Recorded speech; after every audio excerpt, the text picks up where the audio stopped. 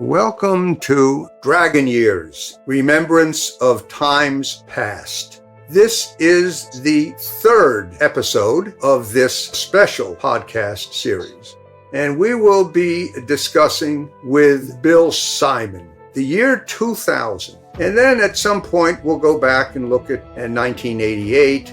For now, we're going to look at the year 2000. Bill was a pioneering China trader, an entrepreneur, a man with exceptional experience and knowledge of China. So welcome, Bill Simon. Thank you, John. Pleasure to be here. 2000 was a very special year. It was special in a couple of ways. It was the first full year of Dui Hua operations. Dui Hua was established in 1999 April. I asked a group of business people whether or not they would be willing to join the board. My first question, Bill, is when I asked you whether or not you were willing to join the board of this fledgling organization, what went through your mind? I was honored to be asked to join the board of this organization because I had followed your career for almost the previous 10 years in which you had made some amazing strides in promoting human rights in China and U.S.-China relations. And personally, I had some guilt in having made a lot of money in the U.S.-China trade business and thought that in some way I could return some of that good fortune by helping to improve U.S.-China relations and helping improve the status of human rights and dialogue between the two countries. Now, this is a kind of a silly question, but do you have any regrets joining Dui Hua? I don't have regrets. And I think that although there have been ups and downs and the road has been paved and unpaved, there have been super highways and blockades along the way, that in general, Dui Hua has made a tremendous impact in forwarding the understanding between the two countries, not only improving human relations. So, no, in general, I have no regrets. Do you think business people make good human rights activists? I don't really know the answer to that good question. I hope that we've helped in a way that pure human rights and social activists might not, because our relationships dive deeper into society where we're working with businesses, corporations, factories, manufacturers, traders, and in that way we sometimes have contact with the parties on both sides that maybe a politician or a pure activist might not. So I hope that the answer to that is yes. Moving along to our December 2000, that is, trip to Beijing, we were there to give a presentation organized by the People's Institute for Foreign Affairs. We did this, and it was well received. One thing, though, really stands out. The questions that came from our Chinese friends in the audience, there must have been, 100 people in the audience. It was a big audience. And by the way, all kinds of people, all different ministries, the Ministry of Foreign Affairs, et cetera, the public security people. What struck me is, it's been 10 years since the whole big fight over MFN began. It was still going on at that point. And they don't seem to have absorbed about how the U.S. political system works. How are bills arrived at, hearings, and things like what is a filibuster, and so on and so forth. Do you agree with that observation? Yes, I do, John. I was flabbergasted. Frankly, I was there for moral support, and you did most of the presenting, but during the Q&A, we both were able to pitch in and were astounded that so many very highly educated officials from the Chinese government, some of which had studied at U.S. universities, had such a little understanding of how the process worked. And I believe there was significant Q&A regarding the U.S. Supreme Court debating or discussing and ruling on the legitimacy of the vote in Florida and finally rejecting the recounts so that George Bush ascended to the presidency. And they were completely mystified on how that came about. And we were fighting to try to explain to ourselves as well how that all worked. In fact, looking back, I'm not sure we did a good job on that precisely because I'm not sure I understood how that all happened. Well, then the didn't make its ruling until December 12th. So we were in the middle of some really tough questioning from people who should understand the process, considering that the U.S.-China Trade Relations Act was passed around the same time. Business was good. The relations between the U.S. and China were on the still rising. And for us not to be able to answer that properly, or for them to not understand anything about it, was mystifying to us. Bill, you just mentioned the U.S.-China Trade Relations Act, which was being considered at the time we made our presentation in Beijing in December of 2000. What is the significance of that act? What did it seek to achieve? It was really one of the most consequential documents probably in the history of U.S.-China relations, in that it normalized trade relations, so that instead of having U.S. Congress approve a most favored nation trade status for China each year, the act made it permanent. And it's now called PNTR, Permanent Normalized Trade Relations, which really opened the door for not only expanded trade with the United States, but China's entry into the World Trade Organization. And so essentially the act established China's compliance with international human rights laws and forced China to comply with international laws regarding religious freedom and protection of labor standards, and essentially changed the way China had to behave in conforming with international law. You know, Bill, we both testified in favor of Most Favored Nation, MFN, in 1990, and I think in 91 as well. And I have to say, it was brilliant to change the name from Most Favored Nation to PNTR, Permanent Normal Trade Relations. So that was a big deal. Okay.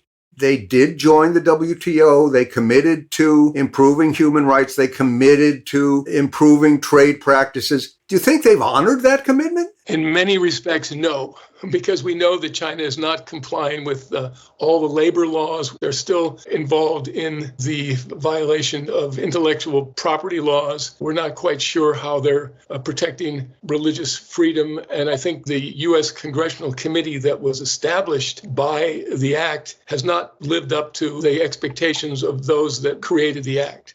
Yeah, speaking about that, as part of the deal to get China into WTO, the so-called Congressional Executive Committee on China was established.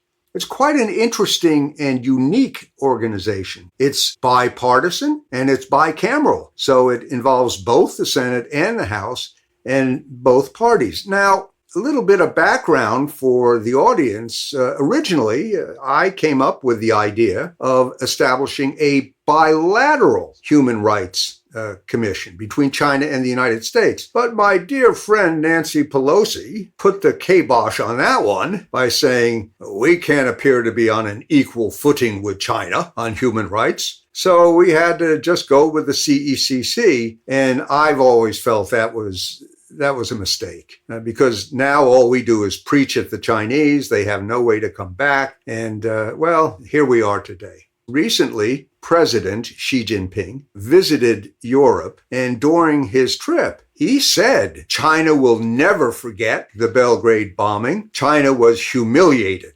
Well, all I can say is when we were in China to give that presentation, no one remembered it. Did you sense any animosity? No, I thought everybody was very friendly. No one brought up the bombing. And in various discussions post that bombing event in China, in different provinces with different manufacturing operations and trade partners, no one ever brought up the subject of the bombing in Belgrade. So after the bombing, I was already executive director of Dui Hua, I made a donation to the families of the people who were killed.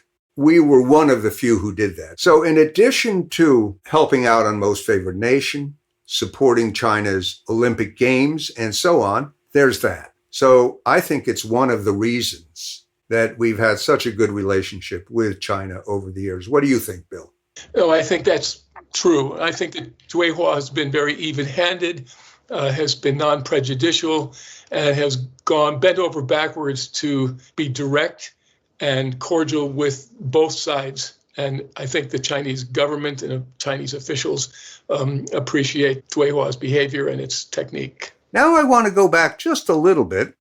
Now, 1988 concluded a few months before that terrible tragedy in Tiananmen Square. I was in China while that was happening, but I wasn't in Beijing. But I seem to recall that you were in Beijing. Yes, I was in Beijing from June 1st to June 3rd, and I was hosting the chairman of Eddie Bauer, who was a customer buying down sleeping bags and down jackets from my company. We were walking through Tiananmen Square, and it was loaded with protesters. The Freedom Statue, or the Goddess of Liberty, however you want to call it, was in the center of the square.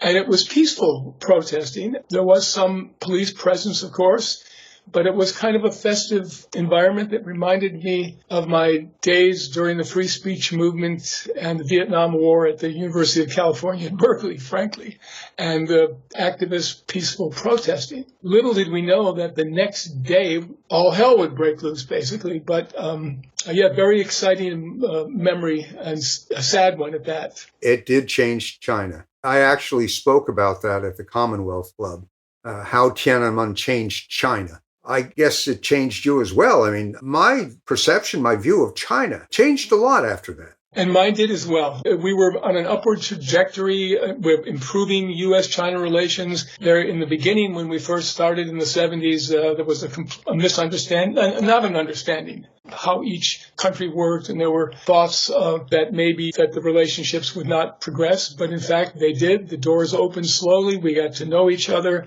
Engagement between Americans and other foreigners with China helped open that door, and it was progressing fairly well, I thought, on both sides.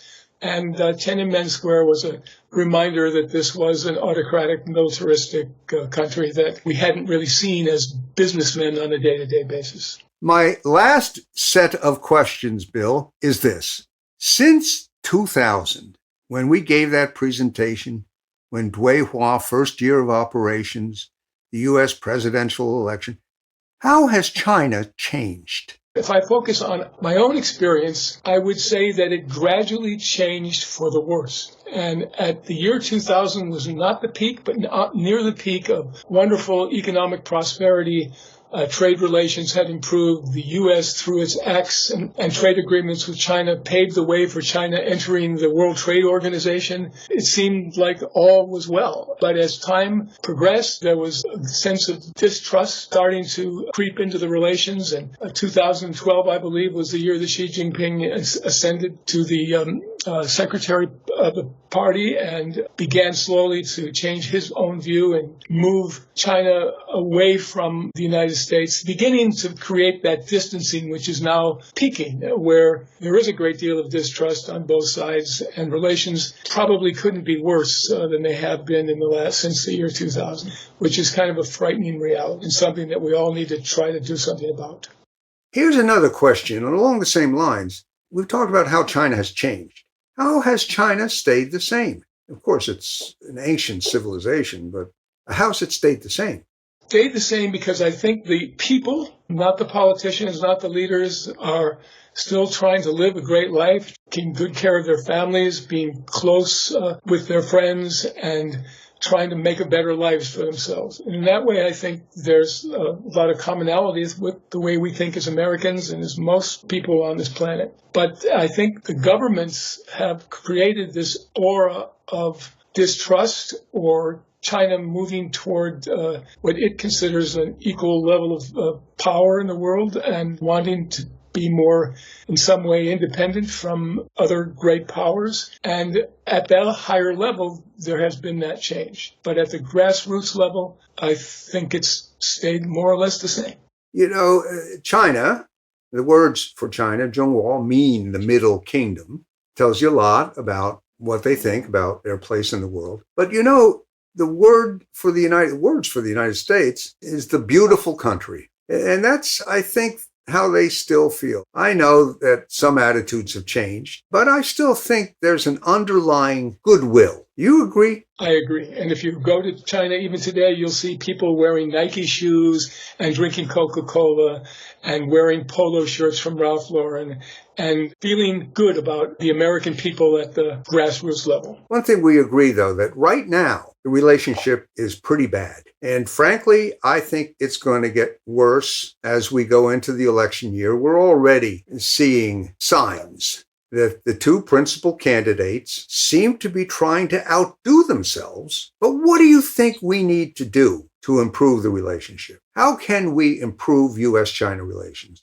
We need to improve the public relations campaign so that Americans see that China and the U.S. have so much in common. The two greatest powers in the world should be getting along. On this small planet, we cannot be adversaries that can only harm the rest of the world, not only ourselves. Public opinion polls show that 70+% of Americans have unfavorable opinions of China, more or less. To your point, Bill, I've actually gone and looked at some of the recent polls about U.S. attitudes towards China, and they're really abysmal. I don't know what else can be said. I'll give you a couple of examples. In the Gallup poll taken in February of 2024, 20% of Americans had a favorable opinion of China. 77% had an unfavorable opinion, and 2% had no opinion. Now compare that to November 2000. You had a 36% favorable opinion, not great, but better than 20, and a 57% unfavorable. Well, that number has gone up 20 points. That is quite a stunning deterioration. I'll just give you another poll, the so-called YouGov poll that was taken very recently, in May actually. And in that poll, 82% of those polled Americans considered China to be an enemy or unfriendly. 82%. Ally or friendly, 8%. That's single digit. That is a terrible number. Now, Bill, given these numbers, would you say that these kind of opinions, negative opinions, are impacting U.S.-China relations across the board? Of course. I mean, this is really a dangerous situation that our political leaders have put us in, because a lot of these opinions are shaped by the president, the administration, the opposite party, and its leaders by castigating China, potentially making it our enemy number one, and fomenting what might be the beginning or intensification of a new Cold War. And I think we, as a country and as individuals, need to show both sides. There needs to be a common ground, and that has to take precedence over military and cyber warfare that's going on at a higher level.